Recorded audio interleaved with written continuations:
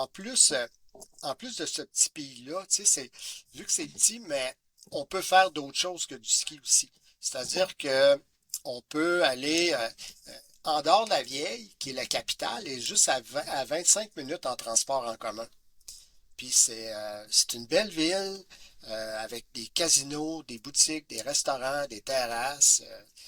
Même prendre une demi-journée de congé de ski, c'est facile. On prend l'autocar qui passe juste en avant de l'hôtel, puis que ça nous débarque en dehors de la Vieille. Il y a un immense spa en dehors de la Vieille qui s'appelle le Caldea. Un des plus beaux spas que j'ai vu dans ma vie, là. Puis, ça fait une destination complète. C'est-à-dire qu'on on peut faire d'autres choses que du ski. Il y a de la tyrolienne, il y a genre de luge, il y a toutes sortes de trucs, mais au départ, le ski, je vous le dis, le ski, là, il est vraiment génial. Les pistes sont travaillées de façon impeccable. Euh, il y a même des restaurants étoilés en dehors. Il y a plein de petits coins de fun à découvrir. Paul, tu sais que je vais le 5 mars. Donc, c'est quoi les trois recommandations que tu me donnerais quand je vais être là avec mon groupe? Puis je sais que tu y vas pour au mois de février. Donc, qu'est-ce que tu me recommanderais à ne pas manquer?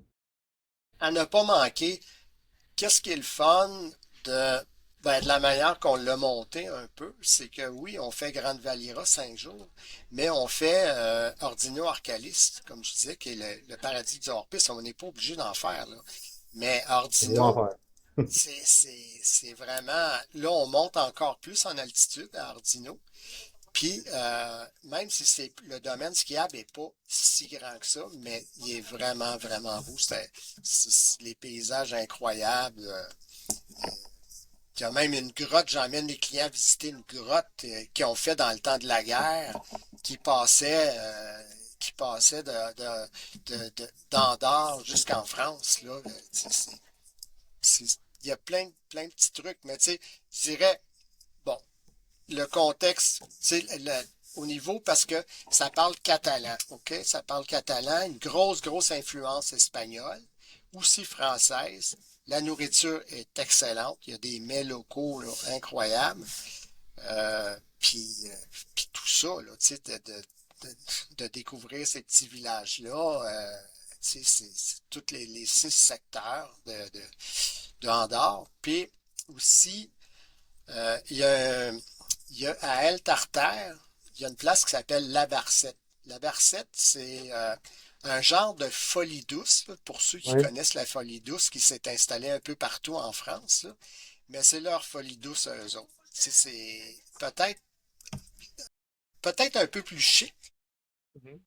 Ça, j'ai vu des photos. Tout le décor et tout ça, c'est vraiment à ne pas manquer. On peut y aller soit après la journée de ski ou même aller là en ski. L'année passée, on est allé 2 fois, puis on est allé en ski, puis on est revenu en autobus pour 7 heures, pour le souper de 7 heures, là, tu sais, puis, Pour ceux, pour ceux et celles qui connaissent pas la folie douce ou ce que tu dis là, c'est l'ultime après-ski. ouais. Faut voir ça. Il y a des DJ, il y a des danseurs, des danseuses, il y a de la musique live. C'est vraiment incroyable. Puis évidemment, avec l'euphorie là, de cette foule-là qui se rassemble après le ski, ça vaut la peine d'être vécu au moins une fois dans sa vie si vous êtes skieur. Puis à Val Thorens, c'est dangereux parce qu'il est encore en altitude. Donc, quand tu sors de Folie Douce, faut que tu fasses attention en descendant avec les skieurs parce qu'il y en a qui sont Ils sous. sont avancés, hein? C'est une destination complète. Tu fais du beau ski, tu as un vol direct sur Toulouse. Euh, c'est pas, la qualité d'hébergement, il y en a pour tous les goûts.